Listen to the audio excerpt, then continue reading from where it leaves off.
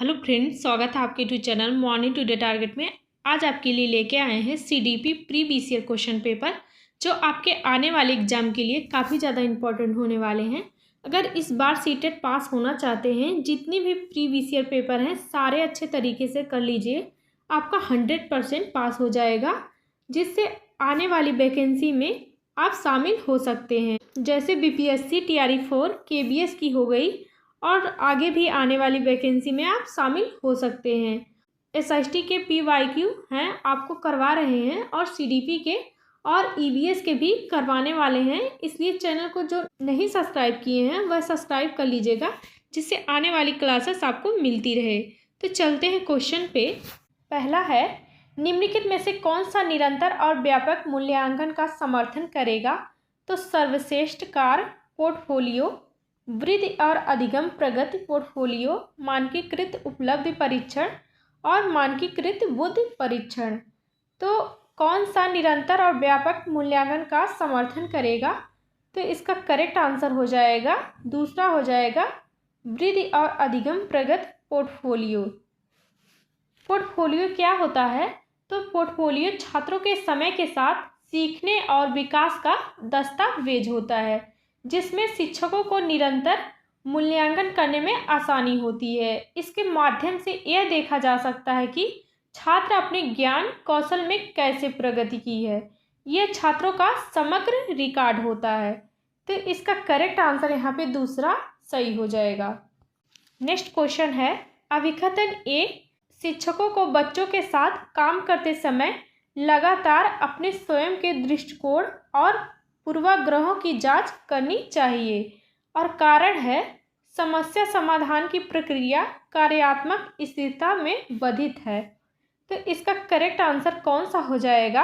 अभिकथन ए सही हो जाएगा, क्योंकि शिक्षकों को बच्चों के साथ काम करते समय अपने दृष्टिकोण और अपने पूर्वाग्रह की लगातार जांच करनी चाहिए।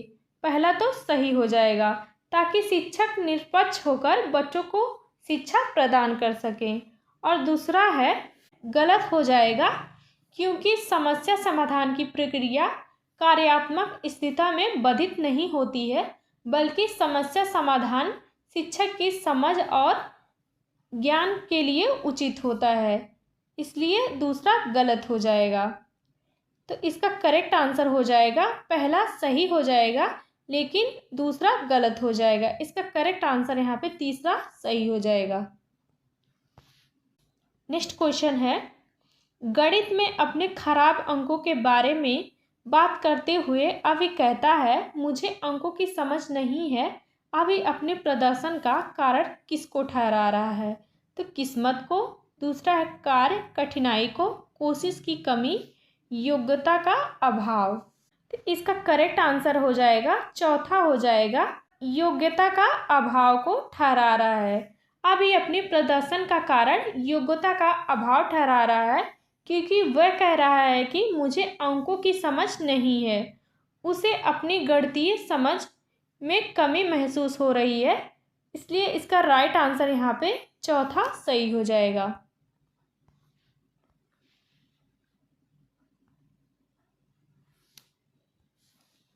नेक्स्ट क्वेश्चन है, ले वाइगोस्की के सिद्धांत के अनुसार छात्रों के सीखने के अनुभव को बेहतर बनाने के लिए निम्नलिखित में से कौन सा एक अनुशासित दृष्टिकोण है? तो पहला है छात्रों को ऐसा काम प्रदान करना जो उनकी समझ के वर्तमान स्तर से पूरी तरह से असंबंधित हो। तो ये तो गलत हो जाएगा। दूसरा है छात्रों के वर्तमान स्तर पर आधारित उनको उचित समर्थन और मार्गदर्शन के साथ काम प्रदान करना। तीसरा देखते हैं, छात्रों को कोई सहायता नहीं देना और उन्हें अपने दम पर संघर्ष करने के लिए छोड़ देना।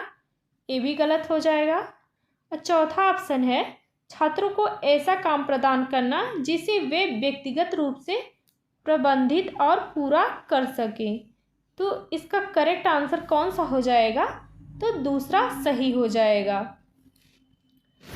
वाइगोस्की के सामाजिक संस्कृति सिद्धांत की अवधारणा है, जिसमें कहा गया है कि छात्रों को उनके वर्तमान ज्ञान क्षमता के स्तर से थोड़ा अधिक कठिन कार्य दिया जाना चाहिए, जिससे वे उचित समर्थन और मार्गदर्शन के साथ कार्य कर सके। तो इसका करेक्ट आंसर यहाँ पे दूसरा सही हो जाएगा।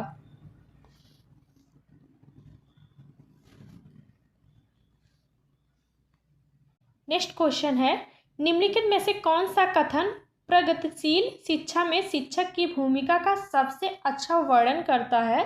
तो पहला है, शिक्षक ज्ञान का प्राथमिक स्रोत होते हैं। दूसरा, शिक्षक एक सुविधा प्रदाता के रूप में कार्य करते हैं। तीसरा है, शिक्षक निर्धारित पाठ्यक्रम को ज्यों का त्यों लागू करते हैं। चौथा ऑप्शन है, शिक्षक बच्चों को स्वतंत्र रूप से कार्य करने के लिए उनके हाल पर छोड़ देते हैं। तो इसका करेक्ट आंसर हो जाएगा दूसरा सही हो जाएगा। एक प्रगतिशील शिक्षा में शिक्षक की भूमिका का सबसे अच्छा वर्णन करता है, शिक्षक एक सुविधा प्रदाता के रूप में कार्य करते हैं। एक प्रगतिशील शिक्षा में शिक्षक छात्रों की सीखने की प्रक्रिया को सुगम बनाते हैं और शिक्षक छात्रों के सीखने में मार्गदर्शन, सहायक, सुविधादाता के रूप में कार्य करते हैं, जिससे उनकी सोच समझ को विकसित करने में मदद मिलती है। तो इसलिए इसका करेक्ट आंसर यहाँ पे दूसरा सही हो जाएगा।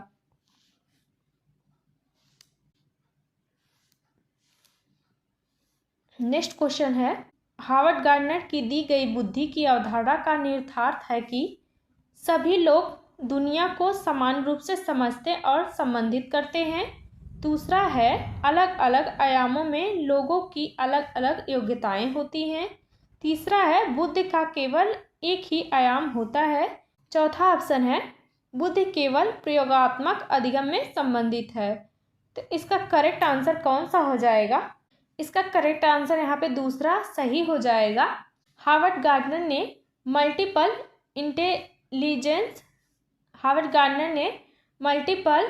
इंटेलिजेंस का सिद्धांत प्रस्तुत किया, जिसमें उन्होंने कहा बुद्धि केवल एक सामान्य क्षमता नहीं होती, बल्कि यह विभिन्न आयामों में विभाजित होती है।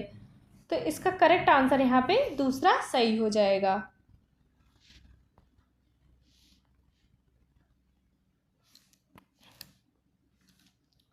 नेक्स्ट क्वेश्चन है, निम्नलिखित में से अवधारणा के निरूपण का कौन सा क्रम बच्चों की संज्ञानात्मक क्षमताओं के उत्तरोत्तर विकास के अनुसार है? तो क्रिया आधारित, छवि आधारित, संकेत आधारित। दूसरा है, छवि आधारित, संकेत आधारित, क्रिया आधारित। तीसरा ऑप्शन है, संकेत आधारित, क्रिया आधारित, छवि आधारित। तो इसका करेक्ट आंसर पहला हो जाएगा, क्रिया आधारित, छवि आधारित, संकेत आधारित। क्रिया आधारित क्या होता है? क्रिया आधारित रूप से बच्चों को अपनी शारीरिक क्रियाओं के माध्यम से किसी चीज को समझने, इंटरेक्ट करने की शुरुआत होती है। और छवि आधारित में क्या होता है? तो छवि आधारित सोच में बच्चों को वस्तुओं और घटनाओं को मानसिक छवियों को समझने और याद करने की क्षमता विकसित होती है।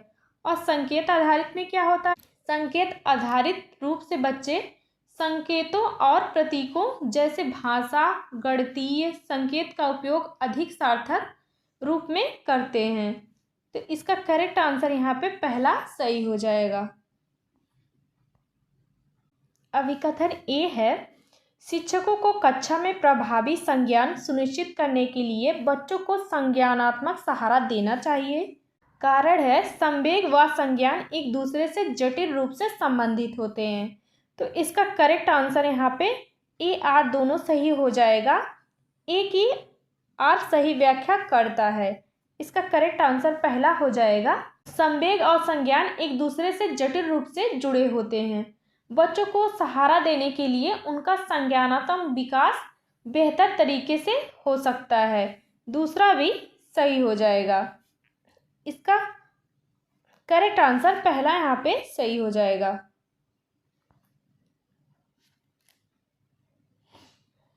नेक्स्ट क्वेश्चन है, विकास के संदर्भ में निम्नलिखित में से कौन सा कथन सही है? इसमें सही बताना है। विकास एक असतत प्रक्रिया है। दूसरा है, विकास चक्रीय तरीके से होता है, रैखिक नहीं होता है। तीसरा ऑप्शन है, विकास विशिष्ट से सम्मान की ओर बढ़ता है। चौथा ऑप्शन है, विकास के विभिन्न पहलू एक दूसरे से स्वतंत्र होते हैं। तो इसका करेक्ट आंसर यहाँ पे दूसरा सही हो जाएगा।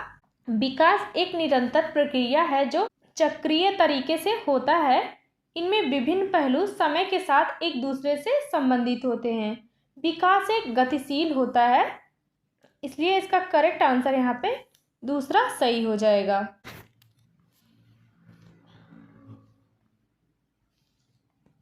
नेक्स्ट क्वेश्चन है, लेव वाइगोस्की के अनुसार बच्चे अपने स्वयं के व्यवहार को किस प्रकार नियमित करते हैं?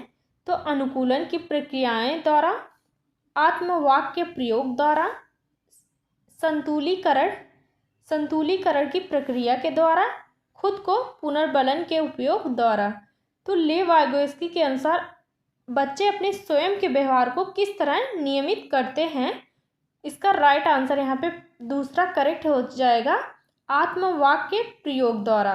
वाइगोस्की के अनुसार बच्चे अपने व्यवहार को आत्मवाक इनर स्पीच के माध्यम से नियंत्रित करते हैं और व्यवस्थित करते हैं। यह एक आंतरिक संवाद होता है जो उनकी सोच और कार्यों को दिशा देने में मदद करता है। इसका करेक्ट आंसर यहाँ पे दूसरा सही हो जाएगा।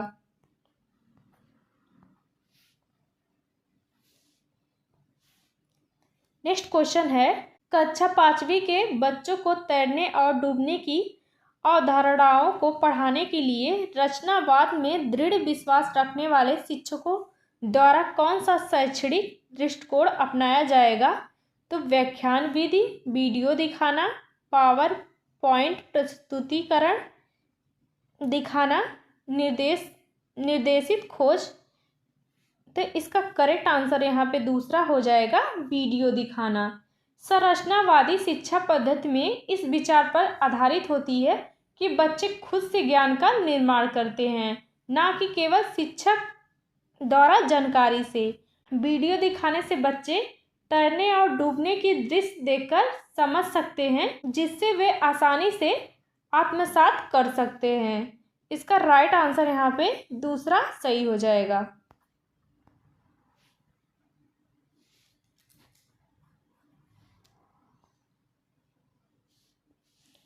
नेक्स्ट क्वेश्चन है, निम्नलिखित में से कौन सी सार्थक सीखने के लिए एक प्रभावी स्मृति तकनीक नहीं है? तो इसमें नहीं पूछा है, गलत बताना है। रटने व दोहराव, स्मृति सहायक विधियाँ, संकल्पना चित्रण, विस्तृत दोहराव।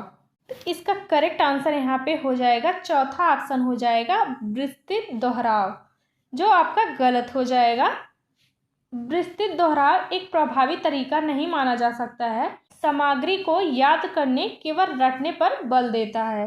तो इसका करेक्ट आंसर यहाँ पे चौथा सही हो जाएगा।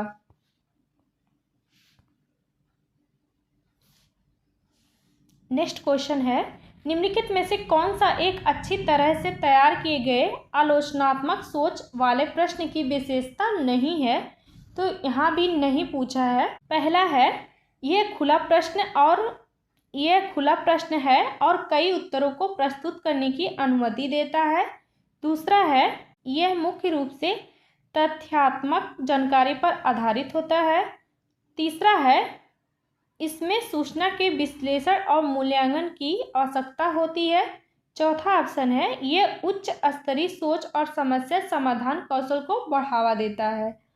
तो कौन सा एक अच्छी तरह से तैयार किए गए आलोचनात्मक सोच वाले प्रश्न की विशेषता नहीं है?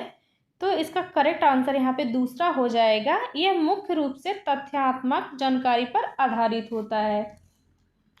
आलोचनात्मक सोच वाले प्रश्नों की मुख्य विशेषता यह होती है, वे केवल तथ्यात्मक जानकारी तक सीमित नहीं होते हैं, बल्कि इनका उद्देश्य होता है सूचना का विश्लेषण करना, मूल्यांकन करना और उच्च स्तरीय सोच को बढ़ावा देना। तो इसका करेक्ट आंसर यहाँ पे दूसरा सही हो जाएगा। अभिकथन ए, विविध सांस्कृतिक पृष्ठभूमि से छात्रों की जरूरतों को पूरा करने के लिए कक्षा शिक्षक को सांस्कृतिक रूप से उत्तरदायी होना चाहिए। कारण है, कक्षा में समता केवल मानकीकृत पाठचर्या व आंकलन के द्वारा सुनिश्चित की जा सकती है। तो आपका मानकीकृत पाठचर्या तो बिल्कुल नहीं करना है, जहाँ भी हो गलत काट दीजिएगा। तो पहला तो सही हो जाएगा और दूसरा गलत हो जाएगा। तो इसका करेक्ट आंसर यहाँ पे पहला हो जाएगा, पहला क्यों सही हो जाएगा? क्योंकि कक्षा शिक्षण को सांस्कृतिक रूप से उत्तरदायी बनाना विभिन्न संस्कृतियों से आए छात्रों की ज़रूरतों को समझने और उन्हें पूरा करने के लिए आवश्यक होता है। तो पहला तो सही हो जाएगा और दूसरा गलत हो जाएगा। इसका राइट आंसर यहाँ पे तीसरा सही हो जाएगा।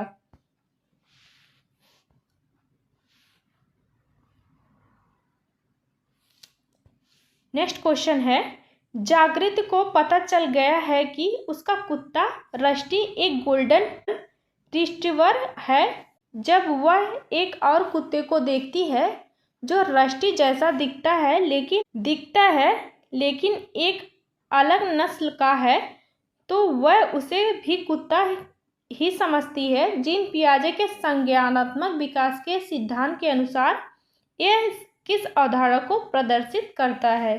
तो अहम केंद्रिता, वस्तु स्थायित्व, संरक्षण, समायोजन। तो इसका करेक्ट आंसर यहाँ पे हो जाएगा चौथा ऑप्शन, समायोजन। समायोजन वह प्रक्रिया है जिसमें व्यक्ति अपनी मानसिक संरचनाओं या स्कीमाओं को नए अनुभवों के साथ बदलता रहता है। तो इसका करेक्ट आंसर यहाँ पे चौथा सही हो जाएगा।